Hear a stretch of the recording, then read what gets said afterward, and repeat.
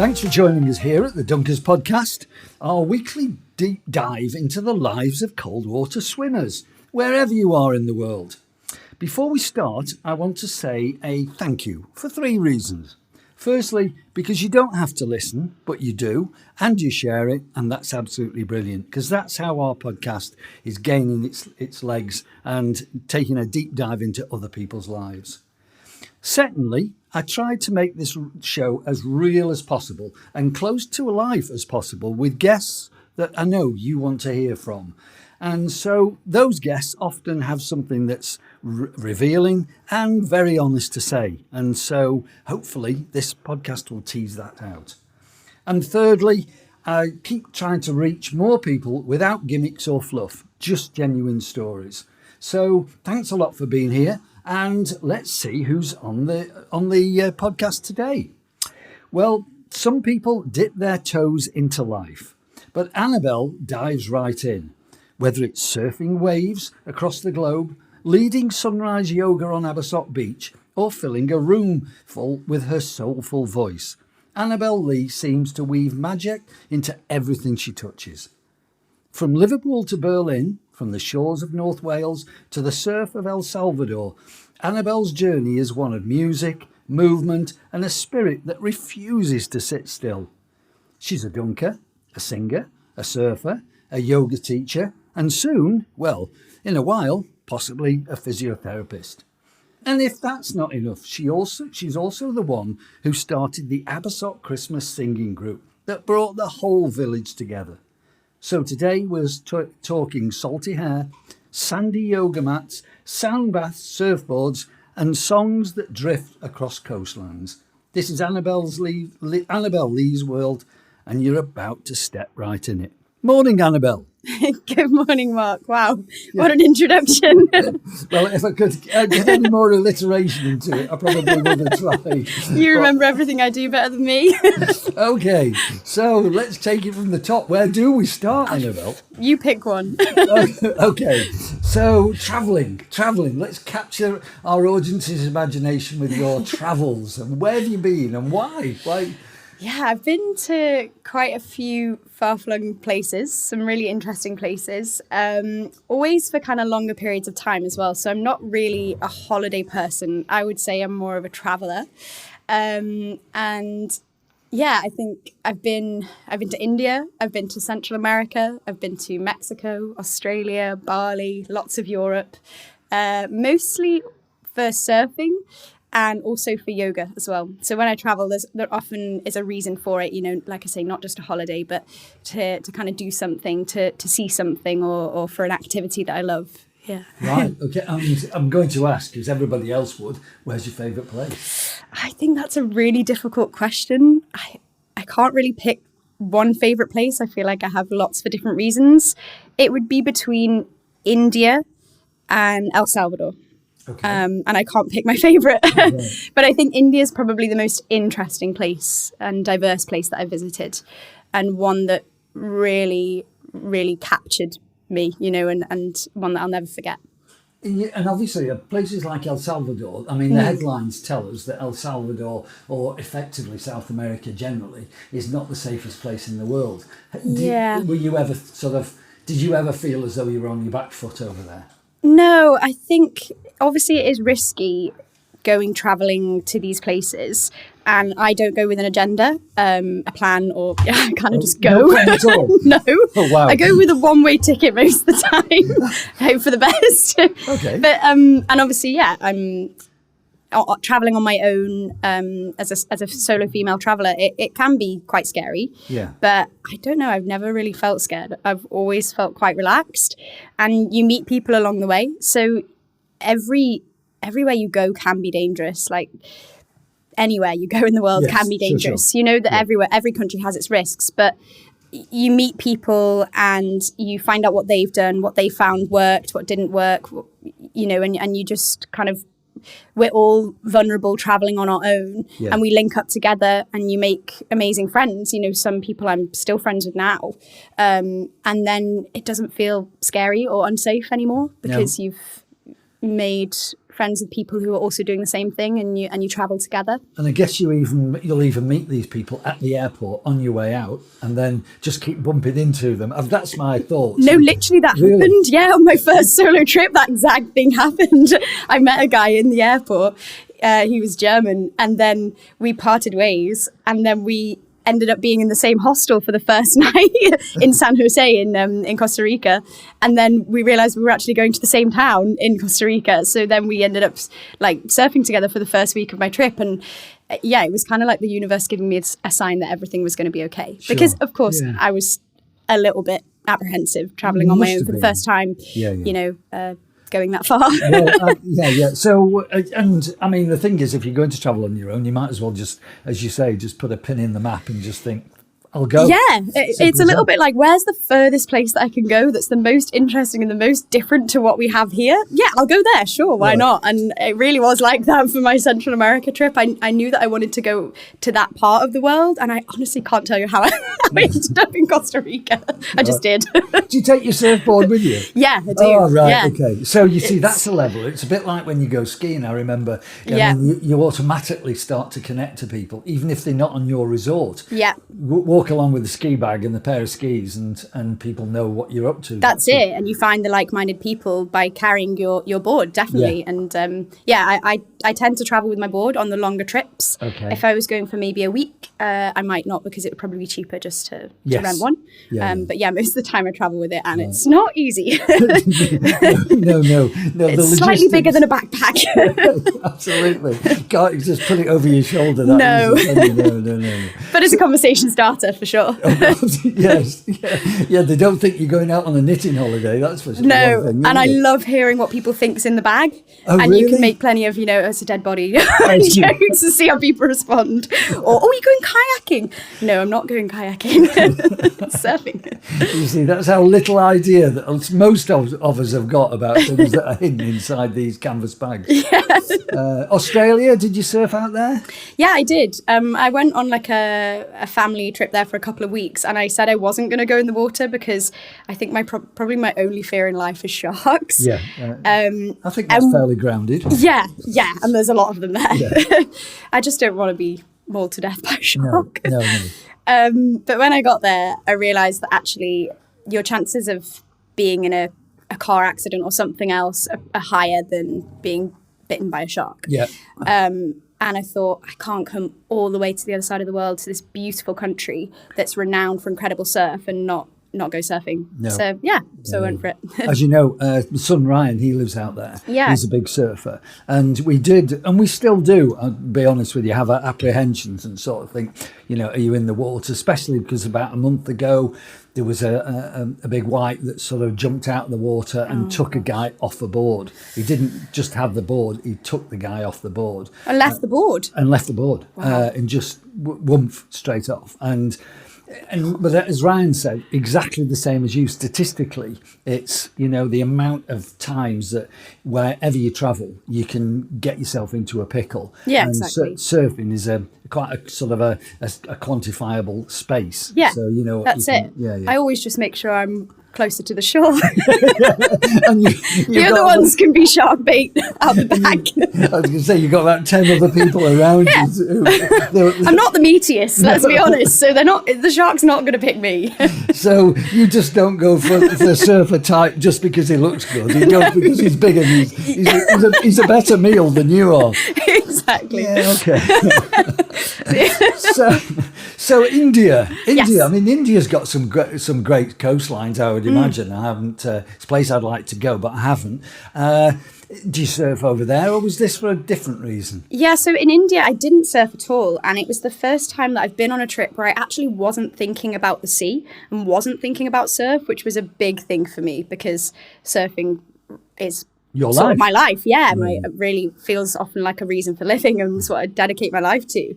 So to be somewhere and not be thinking about it, not checking a forecast all the time, looking for where the nearest surf is, was really interesting. But it was because I was there for a different reason.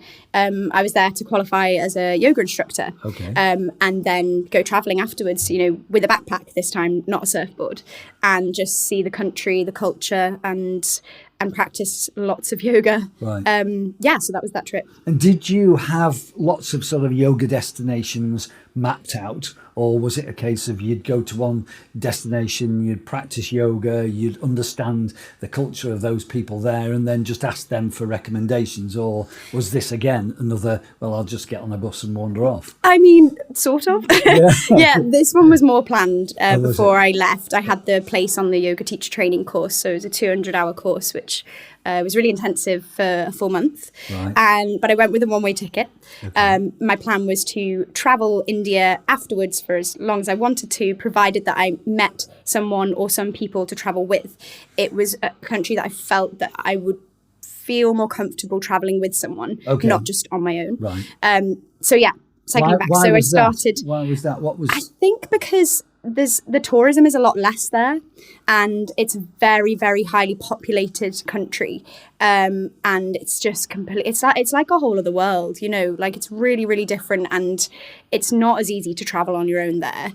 I think I just felt more comfortable being with someone. Sure. Because, you get on a train and it's completely packed and everybody's like stroking my hair because they've never seen blonde hair and white skin before. And it's, so it's a really, really interesting experience, but one that I'm glad that I had someone with me. I made friends with a Canadian guy who I'm still friends with now, actually. I met him this year in Germany. And he had bright orange ginger hair. So you can imagine the two of us just drew attention everywhere we went. Yeah. But because I met him, I felt comfortable enough to travel. And we traveled together for a month afterwards. I started in Rishikesh, which is kind of known as the yoga capital of the world. Oh, right. Obviously, yoga originates from India. Yeah. And that's what they coined Rishikesh as the yoga capital of the world. So I started there with my course. I knew that's where I wanted to go, to be away from the beach as well for a bit, because I'm always at the beach. So to be in kind of surrounded by the mountains was what I wanted to do. And then after that, it was just a case of going with the flow, see who you meet and see where looks interesting. And the yoga aspect of it was just my personal practice then when I was traveling around India. So I would just start and end each day with my own practice and trying to consolidate a lot of the knowledge and the information that I was given during the course. Okay. Do you find that yoga is for you spiritual, or is it more is it more of an internal leveling that you, because not everybody, when you mention the word spiritual, people think that it's a bit edgy sometimes. Yeah. But there again, on the positive side, some people find yoga, because it is so spiritual, it allows you to get so deep into yourself. Absolutely. And I just wondered what it was. Where's your driver when it comes to yoga? Yeah, I love yoga for the fact that it can resonate so differently with everybody, right, and everybody can kind of get different things out of it and maybe go into it thinking that they're getting something out of it, and then coming out of the class or the whole journey with something completely different. And every instructor and everyone that you meet who practices yoga or shares the practice, they all do it from a different place. Some people are very spiritual. There's definitely a level of woo-woo involved. Yeah. I would say I'm medium level woo-woo right now anyway. Okay. And woo-woo, for those that don't understand it?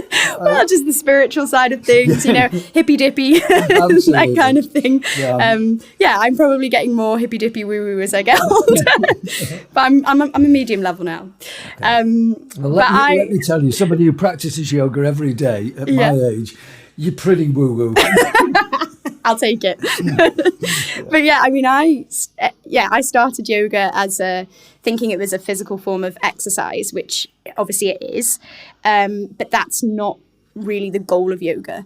The goal of yoga is actually to be able to meditate, to be able to connect the body and the mind and the breath. So to do that, we work through asana, which is the poses, the movements, to essentially condition the body to be able to sit for long periods and meditate. And the long periods is because the longer you can sit, the deeper you can go emotionally, spiritually, accessing, things about yourself that you didn't know, or things come to the surface. You sit with what they call actually in India your monkey mind, and you let it go and you see what happens, and you just find out things about yourself through meditation. And that is actually what yoga is all about. Okay. It's more, traditionally.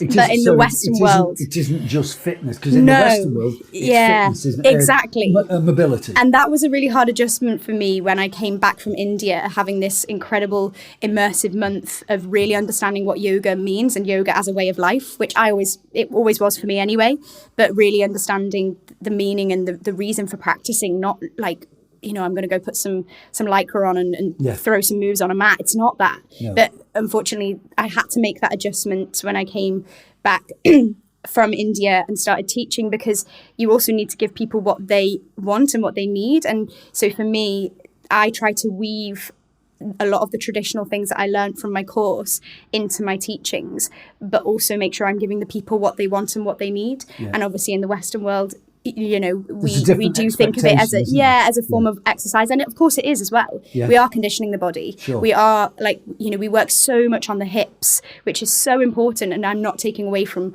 all of the movement aspect, but as I go on my own journey as a yoga instructor, kind of working out what's important for me and what's important for people, it changes, but that movement will always remain, but maybe my classes might bring in something a little bit more spiritual or a little bit gentler, depending on the time of the year.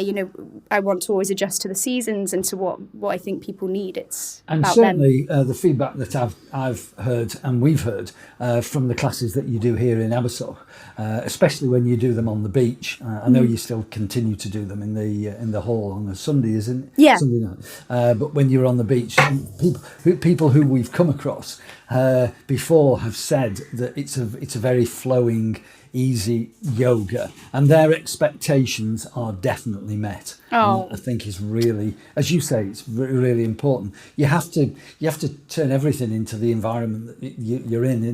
And I'm there for the people. I'm not there for myself. No. Obviously I enjoy it and that's why I do it. But I'm there to share something that helps other people. And you have to see who's in front of you and what they need.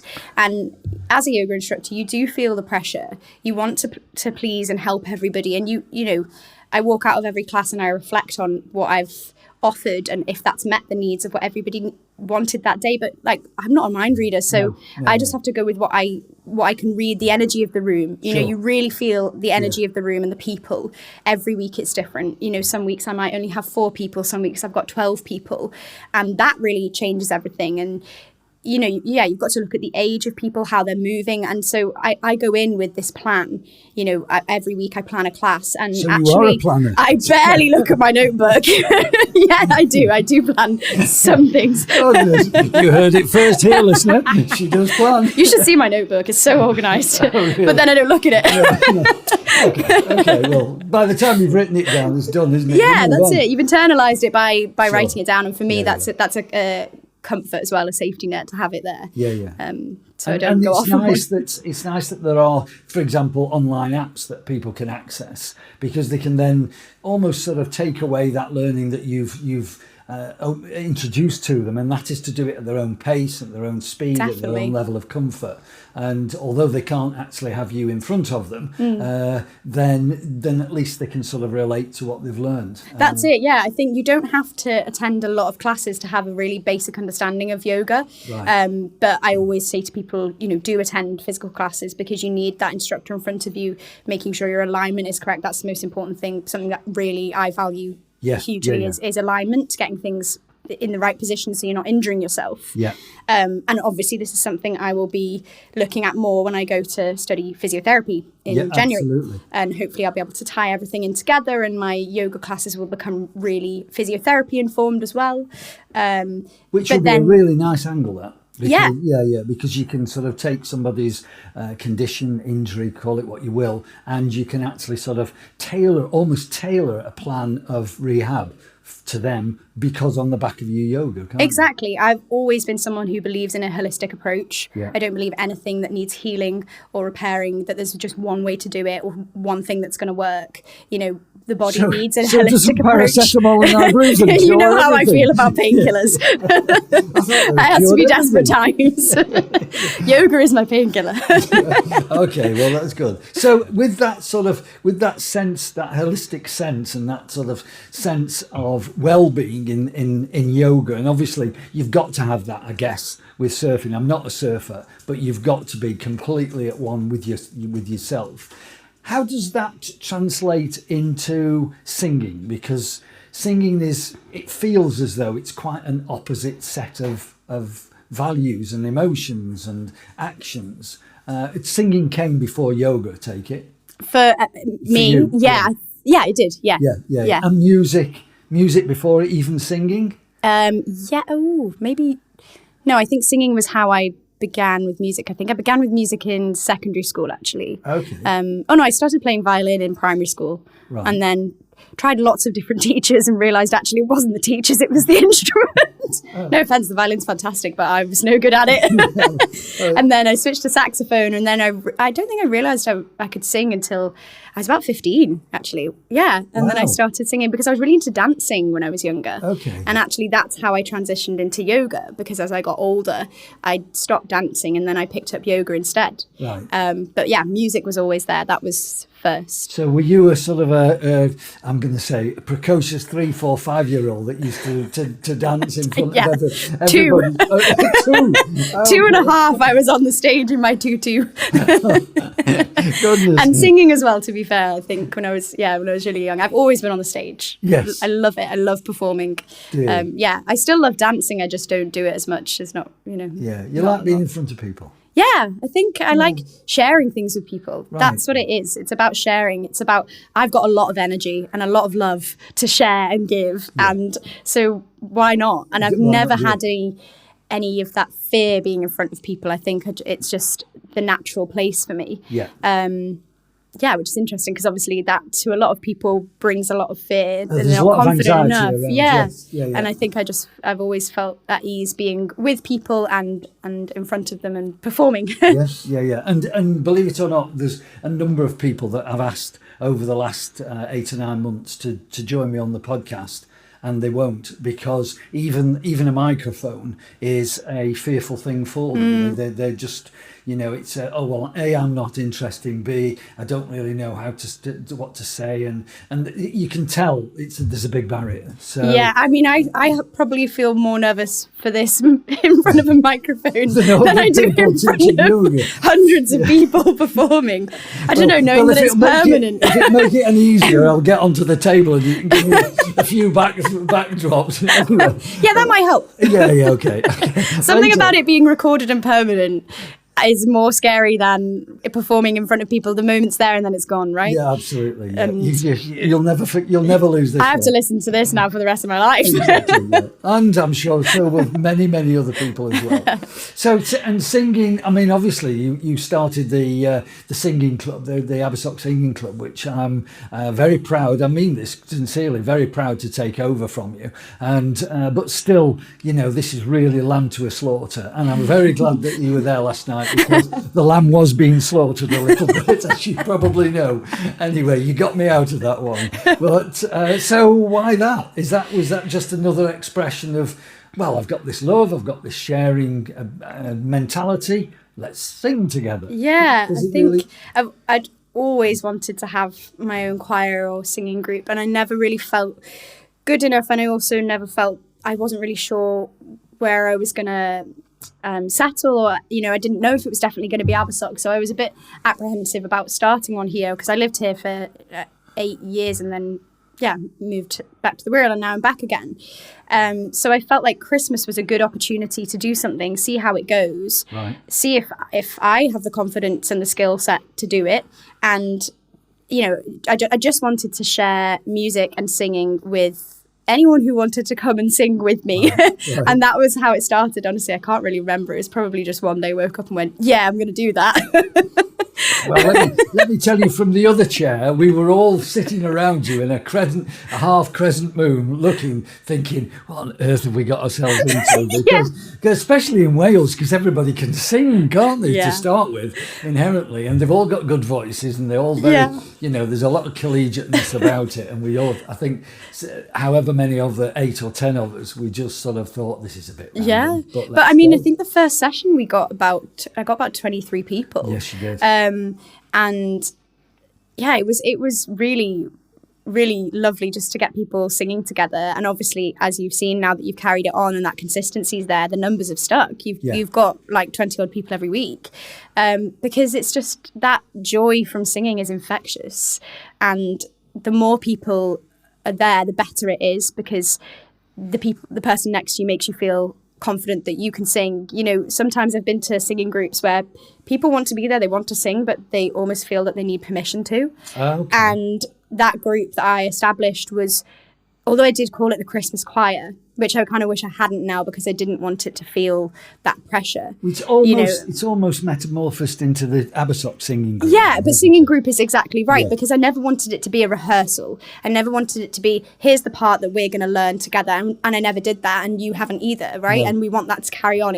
There's no pressure. It's show up, come as you are, and just sing to feel good and have a laugh. And didn't we laugh last night? It was our first session back, and the joy in the room was just infectious, and everybody went home smiling, and that's what I wanted. And when I established it, I had a word with myself and was like, stop thinking that you're not good enough to do this, because I'm definitely good enough to lead people in a room singing to make them feel good. And that's equally, what it was. I think the one thing from my side is you didn't give me a framework of formality to follow. I think if the two words that sort of spring to mind is chaos and randomness, if I could even say it, because it is random and it is chaotic. Maybe that's how you lead it, Mark. Okay. Wasn't that your intention? No. Christmas chaos. No, of course, there's an element of chaos, but I think it's just about fun, isn't it? It's engineered chaos, I like to think. No, you're leading the group. I don't think you give yourself quite enough credit for how well you lead the group. Well, maybe because I don't understand music. I can't read music. I've never played an instrument. But isn't that so nice? Isn't that a message to everyone, that you can lead a singing group despite having no, that's not what I was going to say. Next to no formal musical education, right? Your formal musical education was in this lounge 2 years ago, or 3 years ago, me telling you what to do, handing the baton of the choir over with 25 vocal exercises, of which, by the way, Mark is doing very well. Go on. Spare my blushes. So, but Abersoch, because Abersoch is that sort of place, isn't it? Let's face it. It's a sort of place that encourages participation. People, anything that you sort of seem to start down here seems to, once it's got some momentum, people commit to it. So I can't go any further without saying, so dunking. Where does dunking play a part in your life? Oh, well, I have to say I'm so happy to be back here, because obviously I was living on the Wirral for a couple of years, and then I've moved back here this year, and I'm so happy to be able to be dunking again. Because of my job, I can only come twice a week, but even that just makes such a difference to my mental health, and it's everything about it, isn't it? It's not just the cold therapy or being on the beach in the morning or getting up bright and early. It's also being with everybody, the social aspect, the encouragement and the motivation, and knowing that whatever happens for the rest of your day, you've survived. Survived this trauma. It's not. You put them off. No, it's not. It is a bit but it is to start with it. I think maybe the first couple of sessions you think, what am I doing this for? And then that high that you feel is incredible, and it's like nothing else, and you carry it with you for the rest of the day. And it's addictive. It's really addictive, isn't it? Obviously. And certainly, if we go back to the very first podcast that we did with Hattie and Emma, Hattie made the observation that it's been very much likened, full immersion has been very much likened to a hit of cocaine. It's a legal high. Well, I've heard that. I think don't they talk about it that actually being that your body undergoes a similar process or Yes. feels the same high the as taking endorphins it. it get exactly the same from the spirituality of being with other people. And there's a real, I always like to think there's a real rhythm to Abersoch, and there's a rhythm to dunking, because it's not just staged. There's a flow. As soon as you get onto the beach, it flows until you get off the beach, frankly, doesn't it? And it's a very special community, and I think obviously since the pandemic there's been a lot of cold water communities popping up. But I mean, maybe we're biased, but there's something very special about the Abersoch Dunkers. It's the location, everything about it, the fact that we can go to the same spot every day, see the same people. You know, it really brings routine into your life, which is really, really important as well. It is. And when I was back on the Wirral, I did some cold water swimming when I could, but the tides were so big that I couldn't just go when I needed to or at the same time every day, and I found that really difficult. And I lived just 5 minutes away from the sea. I was living near Liso Bay, which is really lovely, and it was great for swimming when the tide was in, but that was not when I needed it. I wanted to go every morning and you couldn't. If the tide was out, it was 10 meters of tide, so it was too far away. So I think I've never taken for granted how wonderful and special the Abersoch Dunkers community is. It really is, and I think it goes from strength to strength. And certainly, if we look at how how people have taken to the podcast, it's very encouraging, because they listen because they want to know about us all, I guess, in a deeper way. And that's the other thing about the dunking is, I continually say this to anybody who does dunk, is whenever you go dunking, always put a walk in there after, because that 15-20 minutes of walking, as we do, go up to Jeff's groin and back, it's absolutely revealing. You're really different person, different day, real leveler. Yeah, masses of benefit for that. I mean, I started doing that because I just needed to warm up afterwards. Most of us did. That was the reason. No, but it is. It's a really open environment, and I think it's first thing in the morning. So however you've woken up is how you appear when you go and dip. And some people aren't morning people and they don't want to talk, and they think they don't want to talk. But they get there and they've got something on their mind, and we'll find a way to get you to talk about it, and in a really safe space. And then maybe afterwards with a coffee or something. And It's just such a friendly atmosphere. And I mean, I'm sure lots of dipping communities around the country are like that. But it's just you get to know people so quickly as well. You do. And it's like 20 minutes of walking together every day, and who you would just have hear thought it? people's stories. Before you go down, who on earth would get undressed in front of other people on the beach, and then freeze your what's-its off, get out of the water, then get undressed again, and dress up, and then walk. Oh, it's so funny. It's my favourite line that dunkers say to each other in public is, "I didn't recognise you with your clothes on." Well, exactly that. I think that's such a full stop for the dunkers. Yeah, absolutely. So before we wrap up, I'm going to ask you a question, which I ask everybody, and I might even ask you two, because something else is in my mind. But if you could dunk anywhere with anybody, who would it be and where? Oh no, that's such a big question. I actually would really like to dunk with my dad. That's brilliant. Yeah, he's never tried it, and always just thought I'm a complete lunatic when I do it. He's like #1 fan when I do dunk, but I would really like to see my dad dunk, and I would love to go for a dip with him. Right. Anywhere that I could do it. Is it too cheesy to just say right here? No, not at all. I tell you, the sand's dead easy to get in and out of. Yeah, the tide's great, everything, and there's no better place to dip than Abersoch. And I am going to ask you another question, because, and when we go off air, I'm going to ask you to give me a question for the next person, because that's nice. How I try and do it, and I never reveal who has asked the question. So, but it's just just let your mind soar a little. But the question I've got for you is: would your former self, if you look back at your former self, would your former self be proud to see you where you are now? I would hope so. Yeah, I think she would be. I think she'd be. I don't think she'd be surprised. She wouldn't be surprised. Not one bit. at all the things that I've done, because I think I've always been like this, Excellent. And I think, she'd be really proud that I've taken a different route, that I've never let any of the kind of negativity or, I don't know, the norms like suppress me. I just have done things my way always, and I think she'd be proud of that. Very good. Well, can I just say thank you very much indeed. I had a lot of fun doing this. And as I say to anybody who comes on the podcast, may the spirit of the Dunkers go with you. Thank you so much. Thank you.